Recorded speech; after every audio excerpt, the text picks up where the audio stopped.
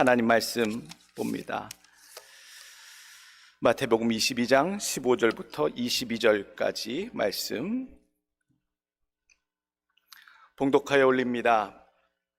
이에 바리새인들이 가서 어떻게 하면 예수를 말의 올무에 걸리게 할까 상의하고 자기 제자들을 헤롯 당원들과 함께 예수께 보내어 말하되, 선생님이여, 우리가 아노니 당신은 참되시고 진리로 하나님의 도를 가르치시며 아무 꺼리는 일이 없으시니 이는 사람을 외모로 보지 아니하심이니이다. 그러면 당신의 생각에는 어떠한지 우리에게 이르소서.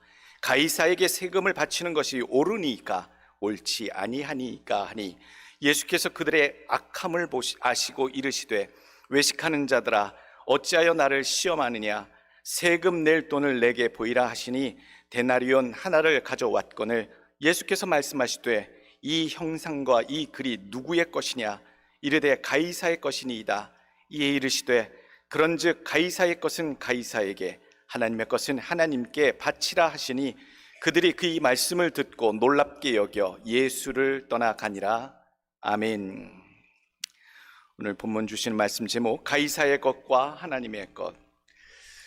미국에 사시면서 사업을 하시는 분들, 또 생계활동, 생산활동을 하시는 분들, 대부분의 성인들은 1년에 한 번 세금을 보고 하셔야 합니다. 한국에서도 마찬가지고요, 미국에서도 마찬가지지요. 미국에서는 매해 4월 말까지 세금 보고를 마치셔야 합니다.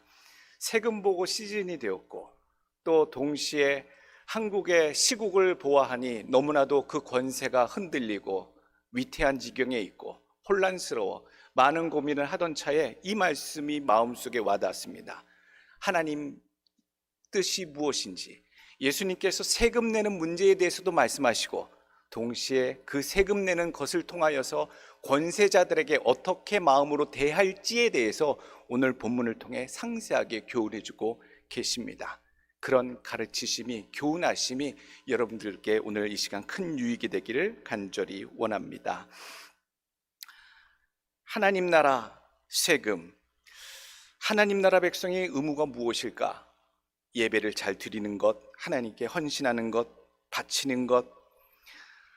반대로 이 땅에 사는 나라의 국민으로서의 의무가 무엇일까?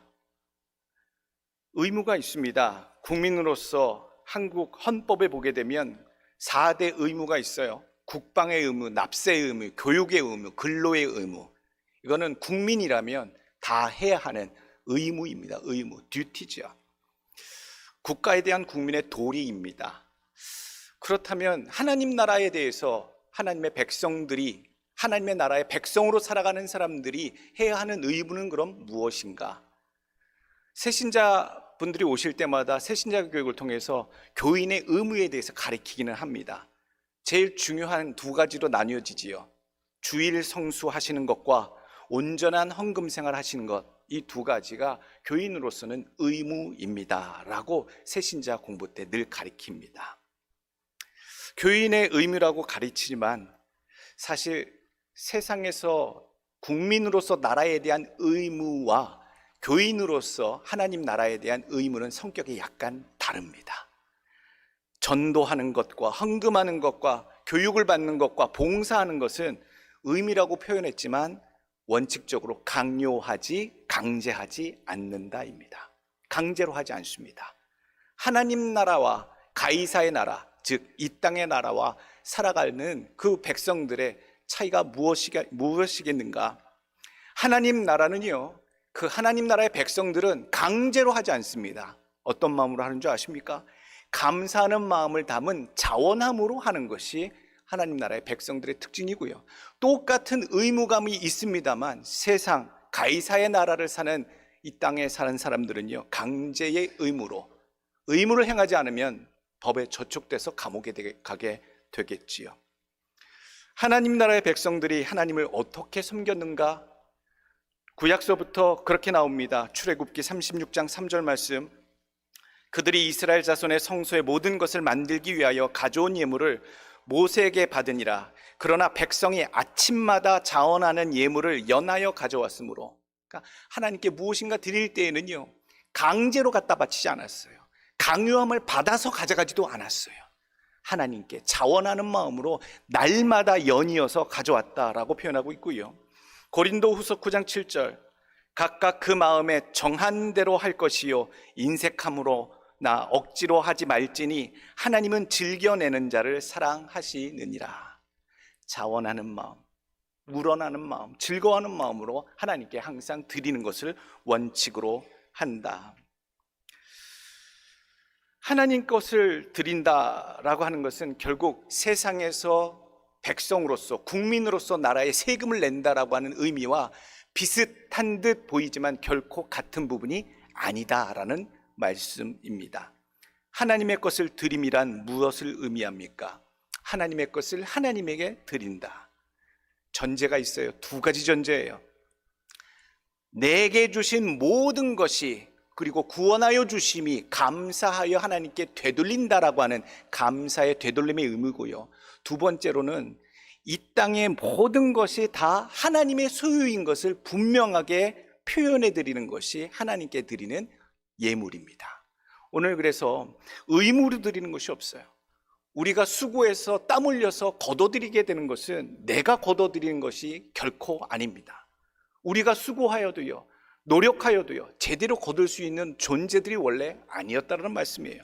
창세기 3장 18절 말씀 보게 되면 땅이 네게 가시덤불과 엉겅퀴를 낼 것이라. 인간이 타락하고 에덴 동산에서 쫓겨난 존재가 된 이후로는요, 아무리 수고하고 땀 흘려도 그만큼의 대가를 거둘 수 있는 삶이 아니었어요. 원래 가시덤불과 엉겅퀴 같은 것들만 거둘 수밖에 없는 참 비참한 삶이었는데, 그럼에도 불구하고 거둘 수 있도록 더 넉넉하게 부어주신 것은 하나님이 주신 것이다 라고 하는 분명한 감사가 담긴 것이 예물이지요. 예수님께서 그냥 한마디 하십니다. 21절에 가이사의 것은 가이사에게, 하나님의 것은 하나님께 바치라 라고 얘기하고 계세요.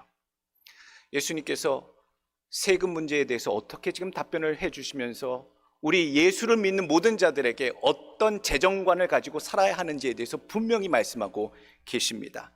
두 가지 말씀하시는 겁니다. 세금 관련해서 너희가 낼 것들에 대해서, 낼 자들에 대해서 당연히 낼 것이요 라고 말씀하시는 것이고요. 그리고 그것을 내는 자들의 권세에 대해서 순복하는 마음으로 내라 라고 교훈하고 계시는 것이죠. 더 놀라운 것은요, 예수님께서 하나님의 것을 하나님께 바치라라고 얘기하실 때에는요, 어떤 일정한 부분만 얘기하시는 것이 아니었다라는 얘기입니다. 하나님의 것을 바치라라고 예수님이 말씀하실 때는요, 결국 하나님의 모든 것들, 주신 모든 것들을 다 바칠 수 있는 신앙을 전제로 하시면서 말씀하고 계세요. 내게 주신 풍요함 가운데 요만큼을 떼어서 주님께 드리겠나이다. 우리는 그런 마음으로 드립니다만 주님께서는 그 모든 것들을 다 드릴 수 있는 신앙을 기대하고 계시다라는 얘기예요. 마태복음 19장 부자 청년이 찾아옵니다. 어떻게 하여야 선생님 영생을 얻으리이까? 내가 모든 율법의 조항들을 지켰나이다. 내가 더 어떻게 해야 영생을 얻으리이까?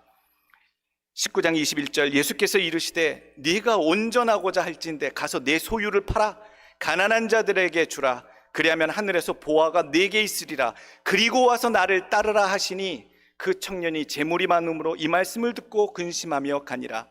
예수께서 제자들에게 이르시되 내가 진실로 너희에게 이르노니 부자는 천국에 들어가기가 어려우니라.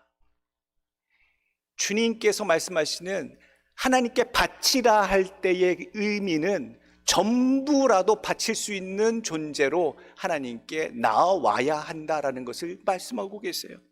모든 것이 하나님의 것이므로 주님의 요구가 계시다면 당연히 모든 것을 드릴 준비로 살아가라.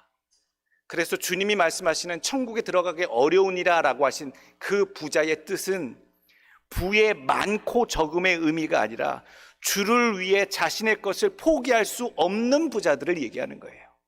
자신의 것을 주님이 원하셔도, 주님이 바라셔도 포기할 수 없을 때에 주님이 말씀하는 이 천국에 들어가기 힘드니라의 당사자가 되는 것이지요.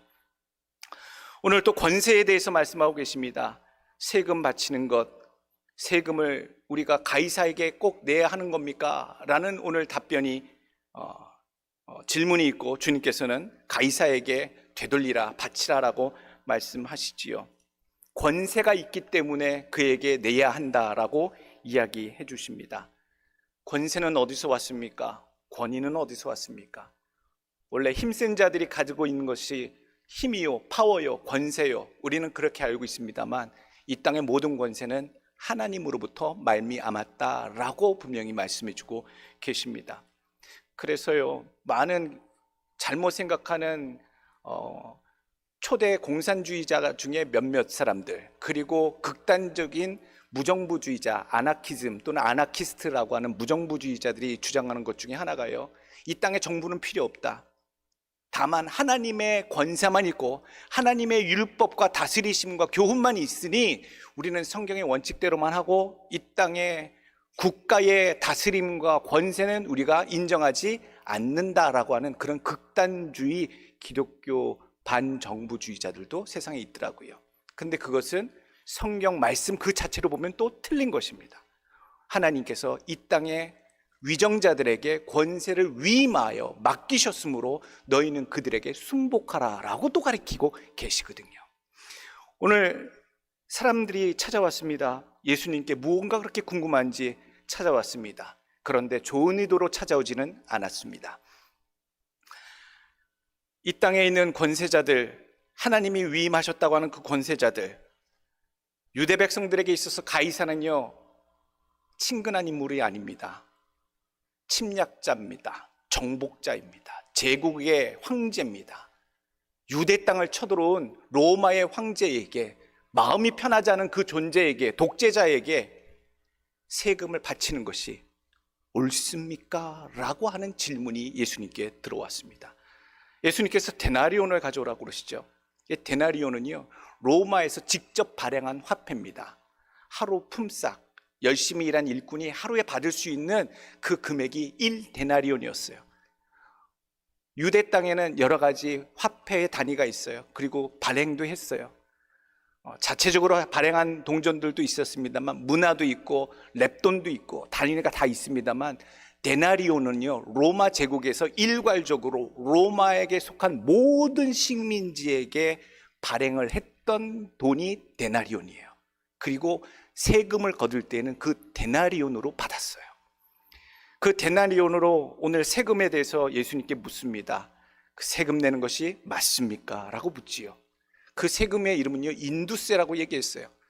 남자는 12살, 14살, 여자는 12살서부터 65세까지 사람의 머리 수만큼 1데나리온씩 내야 되는 것이에요. 아이들이 많으면, 청년들이 많으면 그만큼 그 가족에게 부과된 세금이 과할 수밖에 없는 상황이었죠.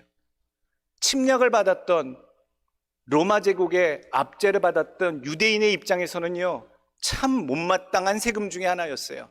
반감이 심했던 로마의 세금이 바로 오늘 이 인두세였어요. 데나리온 내는 거 감당하기도 힘들고 너무나도 억울하고 조세저항이 크다라고 얘기하지요. 세금 내기 싫을 정도로 그런 문제였어요. 그런데 오늘 예수님께서 내라라고 얘기하세요. 가이사의 것은 가이사에게 돌리는 것이 맞고 하나님의 것은 하나님에게 드리는 것이 맞다. 로마서 13장에 사도 바울은 예수 그리스도의 이 가르침에 이어서 분명히 세금에 대해서 어떻게 믿는 자들이 입장을 취해야 하는지에 대해서 명확하게 설명해 주고 있습니다. 로마서 13장 1절, 각 사람은 위에 있는 권세들에게 복종하라. 권세는 하나님으로부터 나지 않음이 없나니 모든 권세는 다 하나님께서 정하신 바라. 그러므로 권세를 다스리는 자는 하나님의 명을 거스름이니 거스르는 자들은 심판을 자취하리라. 다스리는 자들은 선한 일에 대하여 두려움이 되지 않고 악한 일에 대하여 되나니 네가 권세를 두려워하지 아니하려느냐. 선을 행하라. 그리하면 그에게 칭찬을 받으리라. 그는 하나님의 사역자가 되어 네게 선을 베푸는 자니라. 그러나 네가 악을 행하거든 두려워하라. 그가 공연히 칼을 가지지 아니하였으니 곧 하나님의 사역자가 되어 악을 행하는 자에게 진노하심을 따라 보응하는 자니라. 그러므로 복종하지 아니할 수 없으니 진노 때문에 할 것이 아니라 양심을 따라 할 것이라. 너희가 조세를 바치는 것도 이로 말미암음이라. 그들이 하나님의 일꾼이 되어 바로 이 일에 항상 힘쓰느니라.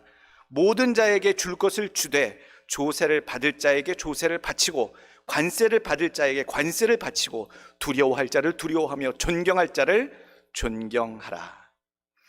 명확하죠. 너무나도 명확합니다. 우리가 이 땅에 살면서 성도로서 살면서 또한 국민으로서 이 사회의 구성원 일원으로서 살아갈 때에 우리가 해야 할 도리가 무엇이냐에 대한 분명한 크리스찬의 기준을 사도 바울이 로마서에 분명히 얘기해주고 있어요. 권세들에게 순종하라는 것, 그러기 때문에 조세하는 것은 합당하다라고 이야기하고 있습니다. 우리가 권세자들에게 순종하라라고 늘 배워서 이 말씀대로 순종해야 된다라고 마음에 생각하게 됩니다만, 권세자를 세우신 하나님의 뜻에 순종하게 되는 겁니다. 그 뜻을 더 존중하기에, 하나님께서 그에게 사역자로 위탁하셨기에 그에게 순복하는 것이지, 그가 원래 가지고 있는 권위와 힘으로 인해서 우리가 순복하는 것은 아니다라는 얘기지요. 우리의 두려움의 대상은 권세자들이 아닙니다.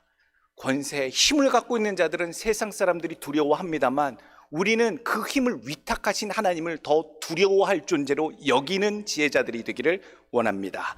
그래서요, 세상의 눈먼 자들은요, 파워를 가진 사람, 권세 있는 자들에게 아첨합니다. 그들의 이름을 찬양하고 경배하고 칭송하기 바빠요. 그러나 하나님을 경외하는 자들은요, 그 또한, 권세자들 또한 하나님의 권세를 위임받았기 때문에 그들을 찬양하지 아니하고 오히려 그에게 권위를 주신 하나님 경외하기를 변하지 않는다라는 사실이지요. 반대로 우리가 권세자의 위치에 또는 어떤 책임을 지는 권위를 가지는 위치에 오른다면 잊지 말아야 할 사항이 있습니다. 내가 이 자리에 오른 것은, 내가 이러한 지위까지 오르게 돼서 권세를 누리게 되는 것은 나의 능력으로 된 것이 아니요, 하나님께서 내게 위탁하신 사명이 있어, 권세가 있어, 내가 이것을 행하는 것이므로 내가 더 위임받았다라고 하는 마음을 철저히 여기고 정직하고 합법적으로 하나님 보시기에 부끄러움이 없은 그런 사역자로 감당하시는 여러분들 되시길 간절히 원합니다. 항상 자리에 올라가면요, 파워, 힘을 가지면 사람이 타락하게 돼 있어요. 물질을 가진 자 타락하고요, 힘을 가진 자 타락해요. 그래서 우리는 항상 하나님께서 내게 잠시 위탁하셨다라는 사실을 명심해야 그것을 감당하는 자들이 됩니다. 권세를 최종 주관하시는 분은 오직 하나님이십니다. 이 땅에 살다 보니 이것에 무너지는 자들이 있더라고요. 권세를 가졌더니 타락하고 횡포를 부리고 갑질을 하고, 물질의 축복을 주셨더니 그것을 가지고 타락하고 세상으로 향하고 우상 숭배하고, 하나님이 위탁하여 주신 것을 선용하지 못할 때에 얼마나 어리석은 인생들로 망해 가는가. 이 땅에 하나님께서 교훈을 주십니다. 로마서 오늘 주신 말씀처럼요, 13장 5절 말씀처럼요, 그러므로 복종하지 아니할 수 없으니 진노 때문에 할 것이 아니라 양심을 따라 할 것이니라. 권세를 위임받은 자가 하나님의 뜻을 따르지 아니하고 하나님의 정직하심과 공의를 따르지 아니하고 양심에 벗어나는 일들을 하게 되면 그것에 우리는 순복할 필요가 없다라는 얘기예요. 좀 헷갈리시죠? 성경에는 순복하라, 하나님이 그들에게 권세를 주셨으니 그들에게 위탁받은 권세에 순복하라 라고 말씀하시는데요, 그러나 사도 바울은 단서를 달고 있어요. 진노하심 때문에, 그들이 위협적이기 때문에 순복하는 것이 아니라 너희들은 양심에 따라 순복하라 라고 얘기하고 있는 거예요. 양심에 따라. 아합과 이세벨 생각해 보십시오. 아합 왕이 왕위가 됐을 때는요, 제사장들이 기름을 부어서 하나님의 축복, 여호와의 축복을 받아 왕위가 됐어요. 그런데 아합은 어떤 왕이었어요? 하나님께서 보시기에 가장 악한 왕이었잖아요. 그래서 얼마나 바알과 아세라 우상 숭배자들이 득실거리게 주변에 방치했었고, 그리고 세상적으로 타락했고 악한 일을 행했는지. 그리고도 하나님의 선지자들도 있었어요. 자기에게 반항하는 자들은 잡아서 죽였고요, 고개를 숙이는 선지자들은 살려줬어요. 용감한 선지자 엘리야가 끝까지 버텨냈잖아요. 그래서 엘리야는 그렇게 얘기해요. 하나님께 고백해요. 내가 더 이상 버틸 힘이 없고 하나님 탈진했사오니 나를 죽여주옵소서, 내 생명을 거두어 주옵소서. 이미 다 타락해서 이미 다 나 외에는 아합에게 넘어갔나이다 라고 얘기할 때에 하나님께서 엘리야에게 말씀하시잖아요. 그에게 무릎 꿇지 아니한 7천인을 내가 아직도 남겨두었다 라고 얘기하세요. 아합 왕에게 순복하는 것이 맞는 길이 아니었어요. 우상 숭배하고 악을 행하는 왕에게 하나님이 세우신 권세자니 순복해야 합니다 라고 말하는 것은 하나님 앞에 악을 행하는 것이었다는 얘기예요.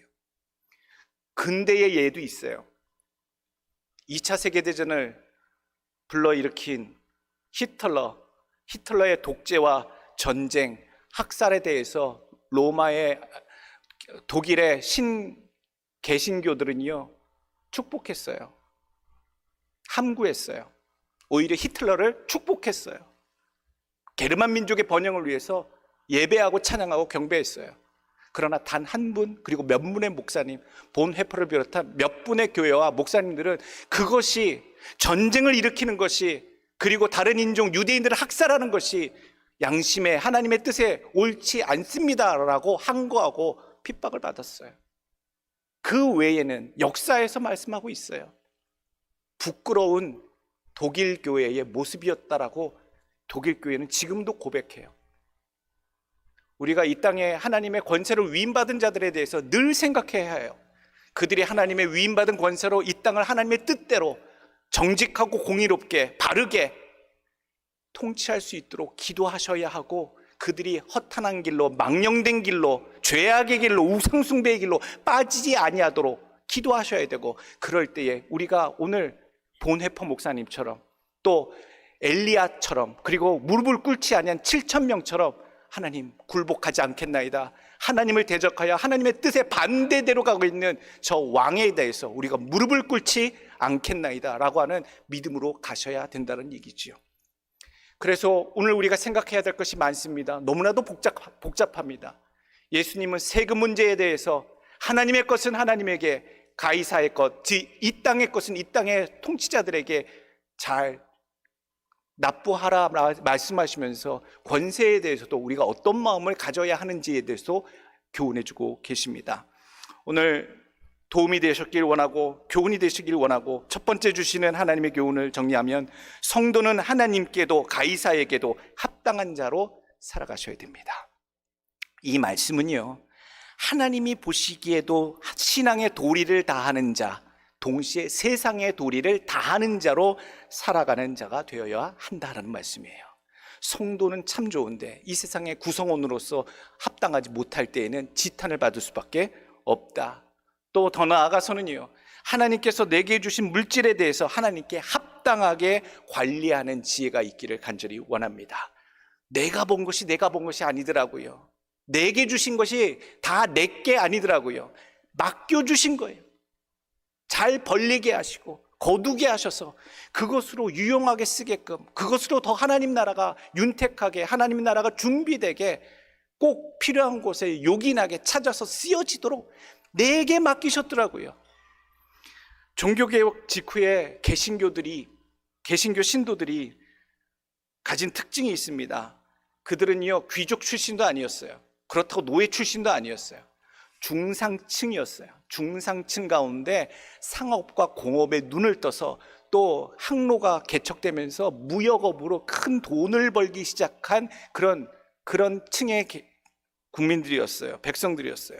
그들은 직업의 귀천을 떠나서 성실하게 일하고 근면하게 이루어서 부유함을 이루었어요. 거부가 되었어요. 그리고 나서 국가의 세금을 많이 냈어요.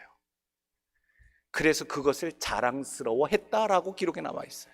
세금 많이 내는 것을 국가의 하나님의 축복으로 말미암아 내 삶에 부욕해 주신 하나님의 축복을 증거하는 증거물로 국가의 세금을 많이 내는 것으로 증명해내는 걸 기쁨으로 여긴 사람들이다. 그것이 청교도의 정신이었고, 그것이 직업 소명으로서 청교도들이 갖고 있었던 마음들이었어요. 마틴 루터가 1517년 종교개혁을 일으켰을 때 그를 죽이려는 사람들이 많았겠죠. 구교에서, 캐톨릭에서 새로운 종교가 일어났으니, 새로운 자가 일어났으니 제거하려고 하는 사람들이 많았어요. 그리고 칼뱅도 그랬고요. 위협을 많이 받았어요. 그런데 캐톨릭 신자들이 감히 그들을 처치하지 못했어요. 암살하지 못했어요. 왜요? 중상층들이, 새롭게 믿는 신교도들이, 그들이 전폭적으로 루터와 칼뱅을 후원하고 믿음으로써 저들의 세력을 키워나갔기 때문에 시대적으로 봉건주의 왕이요 좋아할 수밖에 없었어요. 전통적으로는 카톨릭이 중요했습니다만 이 새롭게 개신교도들이 그들이 이룬 부요함을 세금으로써 왕에게 많이 납부하기 시작하면서 왕은 전통적으로 캐톨릭을 지지하는 듯 했으나 뒤로는 웃을 수밖에 없는 상황이었어요. 나라의 왕권이 강화되는데 귀족들의 힘을 빼고 왕권을 강화하기 위해서는 세금이 많이 거쳐야 되는데 그 세금을 그 예수를 새롭게 믿기 시작하는 신교도들이, 개신교도들이 그들의 부요함을 따라 세금을 많이 내기 시작했기에 1517년 그 봉건주의 시대는 허물어지게 되고요. 그 다음에 근세시대가 열리게 되며 개신교가 자리를 잡게 되는 길이 열리게 되었다. 그 개신교도들이 세금을 잘 내는 그 덕분에 국가의 세금을 부요함을 따라 많이 기부하고 납부하던 그 덕분에 개신교가 구교의 자리를 뺏고 그 위치를 잡아가는 놀라운 역사의 과정이 되었다라는 얘기예요. 물질에 대해서 철저히 하나님의 것으로 모두 여기시고 하나님이 주인 되심을 인정하는 온전한 헌금 생활과 또 정직한 세금 납부를 여러분들 행하시기를 원합니다. 하나님 앞에서 합당하게 소비하십시오. 그리고 지출도 그렇게 합당하게 하십시오. 허영하는 것, 허세 부리는 것, 탐욕을 지출들을 삼가하십시오. 하나님이 다 따지고 계십니다. 보고 계셔요. 내게 준 것들 갖고 어떻게 사용했는지 시간에 대해서 물으실 것이고요. 주신 달란트 활용에 대해서 물으실 거고요. 물질에 대해서 물으실 거예요. 내가 누리게 했던, 지니게 했던 그 직책에 있어서 맡은 일에 대해서도 꼼꼼히 찾으실 거예요. 내가 내게 위임한 모든 것들에 대해서 너는 합당히 사용하였느냐에 대해서 부끄럽지 않게 답할 수 있는 지혜로운 청지기들로 살아가시길 간절히 원합니다. 두 번째 주시는 교훈의 말씀은요, 하나님 앞에, 세상 앞에 행위를 참되게 행하여 예수의 제자임을 증거하십시오. 참되셔야 돼요. 예수 믿는 사람들이 제일 사기꾼이 많잖아요. 세상에서 기독교의 이미지 그러면 사기꾼들이 많다. 너무 충격이에요. 너무 저는 충격이고 부끄럽고 창피하고 마음이 아파요. 참되다, 진실하다, 겸손하다, 예수님의 제자들 같다, 세상의 소금 같다, 빛 같다, 이런 이미지가 왜 없냐고요. 그렇게 만들어 가야 되는데. 오늘 16절 18절 보게 되면 그 당시 최고의 신앙인들, 바리새인들을 예수님이 한마디로 표현하세요. 오늘 뭐라고 하십니까? 이 외식하는 자들아, 이 이중인격자들아 라고 얘기하시잖아요. 안 그런 척 하면서 예수님께 와서 살랑살랑 아부하며 칭송하고 칭찬하는 듯 하면서 예수님을 올무를 걸어 예수님을 잡아 죽이려고 하는 그 작전을 이렇게 연기를 하고 있어요. 최고의 존경을 받던 종교인들이 이런 연기를 하며 주님께 나오고 있다. 주님께서는 다 아셨다라는 말씀이죠. 18절 말씀 그렇게 얘기하십니다. 예수께서 그들의 악함을 아시고 이르시되 외식하는 자들아 어찌하여 나를 시험하느냐라고 얘기하시죠. 시편 5편 9절 말씀, 그들의 입에 신실함이 없고 그들의 심중이 심히 약하며 그들의 목구멍은 열린 무덤 같고 그들의 혀로는 아첨하나이다. 시편 12편 2절 말씀, 그들이 이웃에게 각기 거짓을 말하며 아첨하는 입술과 두 마음으로 말하는도다. 오늘 우리 주변에도 많이 있어요. 사시다 보면 내 앞에서는 미소 짓고 아첨하고 칭찬하지만 뒤돌아서면 이상한 소리 하고 다니는 사람들 얼마나 많은지 몰라요. 이민사회가 다 그렇더라고요. 그 앞에서는 당당하게 말 한마디도 못하면서 뒤돌아서면 항상 악담하고 다니는 존재들. 그런데 그런 사람들이 상당 부분 다 뭐예요? 교인들이더라고요. 멀리 있지 않습니다. 그리고 다른 사람이 아니라 바로 우리들의 모습 속에 그런 모습들이 투영되어 있었다는 사실을 우리는 회개해야 되는 줄 압니다. 하나님, 나는 어디 가서 두말하는 자 되지 않게 해주세요. 하나님, 이 어리석은 종교인들처럼 하나님 스스로 의롭고 거룩한 척하지만 온갖 더러운 주님 앞에 외식하는 자라고 지탄받았던 자처럼 그렇게 살지는 않게 해주세요. 진실되고 참되고 인정받는 자로 주님 앞에 세상 앞에 인정받는 참 신앙인으로 살게 해주세요. 여러분들의 기도가 되길 원하고 바람되기를 원합니다. 세 번째 주시는 교훈의 말씀은요, 시험에 들게 하지도 마시고 시험에 빠지지도 마십시오. 오늘 종교인들이 하는 일들이 이게 뭡니까? 바리새인들은 가장 존경받는 종교인들이었는데 오늘 예수님을 올무에 빠뜨리려고 다니고 있어요. 작업 걸고 다니고 있어요. 15절 말씀, 이에 바리새인들이 가서 어떻게 하면 예수를 말의 올무에 걸리게 할까 상의하고, 이 땅에 생명을 주시고 구원을 하러 오신 하나님이 약속하신 메시아를 지금 올무에 걸려 죽게 하려고 하는 참 끔찍한 일을 진행하고 있다. 오늘 우리가 힘써야 될 게 있습니다. 실족하지 않도록, 나도 실족하지 아니하고 다른 사람도 실족에 빠지지 아니하도록, 우리가 자기가 한 실수에 대해서 몰라요. 다른 사람들의 실수에 대해서 우리가 실족했다, 상처받았다 라고 늘 얘기하지만 우리가 하고 다니는 다른 사람을 실족해 하는 행위에 대해서는 너무나도 둔감해요. 그게 죄인의 습성이에요. 오늘 18절 말씀, 그 간교한 삶에 대해서 경고의 말씀 예수님 하십니다. 그리고 16절 말씀 보시지요. 자기의 제자들을 헤롯 당원들과 함께 예수께 보내어 말하되, 오늘 이 종교인들이 하는 이 수작이 무엇이었냐면 예수님한테 바리새인들의 제자들을 대신 보내고 하수인을 시킨 거지요. 항상 뒤에서 조종해요. 하수인을 시켜서 보내고 또 누구를 보냅니까? 가이사에게 반감을 가진 말을 유도하기 위해서 헤롯, 민족주의자 헤롯을 중심으로 한 유대를 독립시키려고 노력하는 헤롯 당원들을 같이 바리새인의 제자들과 같이 예수님께 보내요. 그래서 예수님의 답변이 무엇인지 기다려요. 놀랍게도 이 헤롯 당원들이랑 이 바리새인들의 제자들은요, 늘 앙숙이었어요. 원수처럼 지냈어요. 그런데도 예수님을 올무에 잡아넣기 위한 이 작전에는 같이 연합하여 오늘 예수님한테 단 한마디라도 로마에 대해서 나쁜 말을 하게 되는 것을 증거 삼기 위해서 그렇게 헤롯 당원들을 대동해서 바리새인들의 제자들이 함께 그 자리에 와서 묻고 있는 거예요. 얼마나 간악해요. 예수님이 대번에 알아보셨겠죠. 헤롯파 사람들이 여기 앉아 있고, 즉 그들은 유대인들에게 좋은, 유대 민족에게 좋은 자주 독립적인 민족을 사랑하는 답변을 기다리고 있는 자들, 귀를 쫑긋하고 있는 자들이 그 앞에 있고, 또한 바리새인의 제자들이 율법에 어긋나는지 맞는지를 판단하기 위해서 그 자리에 묻고 기다리고 있는데 예수님은 어떤 대답을 하셨어야 했겠는가? 그들은 어떤 대답을 유도했었을까?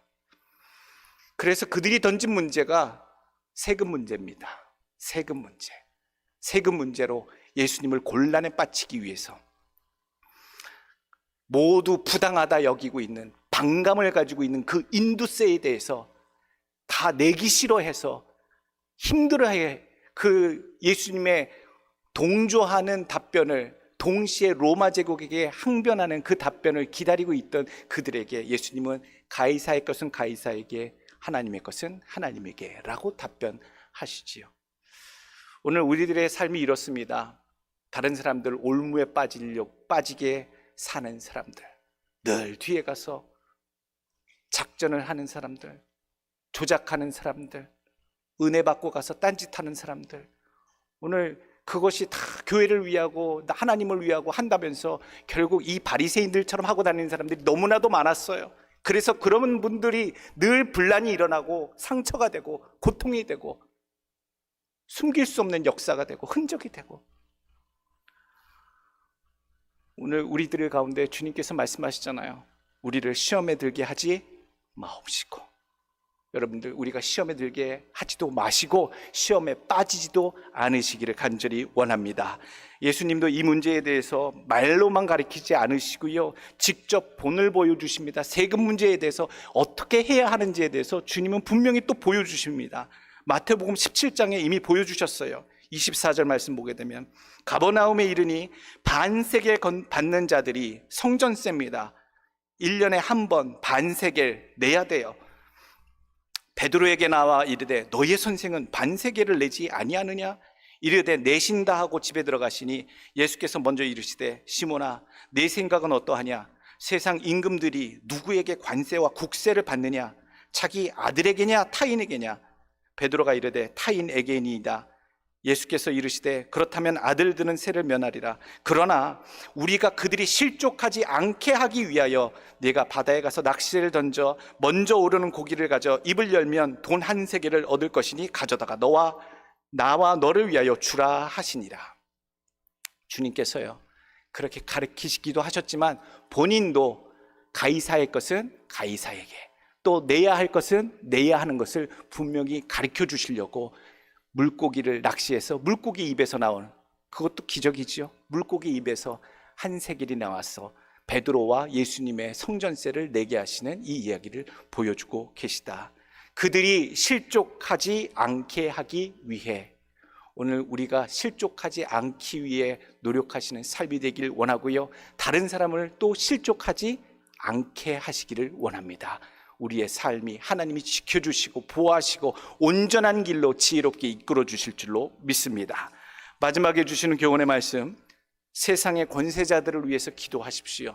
그래서 그들을 위해 우리가 무조건 순복할 것도 아니요, 무조건 거절할 것도 아니라 그들을 위해 기도하셔야 됩니다. 우리의 위정자들을 위해서, 또 우리에게 어떤 권세를 행하는 모든 그 지위에 있는 자들을 위해서 하나님 저와 함께 하시고 저에게 맡긴 그 권세를 잘 위임받아 저가 성실하게 정직하게 하나님의 뜻에 따라 공의롭게 하나님 그렇게 사업을 역할을 진행할 수 있도록, 하나님의 사역자 역할을 잘 감당할 수 있도록 하나님 횡포 부리지 않게 하시고 우상 숭배하지 않게 하시고 악의 길로 가지 않게 하시고 타락하지 않게 하시고 부정부패 일삼지 않게 하시고 하나님 정직한 일꾼 위임자가 되어서 우리를 잘 다스리도록 인도해 주옵소서.